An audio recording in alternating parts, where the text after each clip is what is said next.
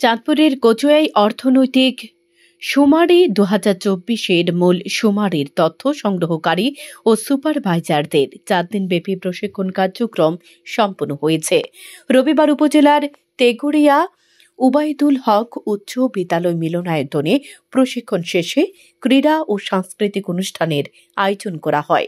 অনুষ্ঠানে উপজেলা যুবদলের সাংগঠনিক সম্পাদক শাহিন পাটোয়ারির সৌজন্যে প্রশিক্ষণার্থীদের মাঝে পুরস্কার বিতরণ করা হয়। এ সময় প্রশিক্ষণার্থীরা গান, কৌতুক ও বিভিন্ন মনোজ্ঞ সাংস্কৃতিক অনুষ্ঠানে মেতে ওঠে।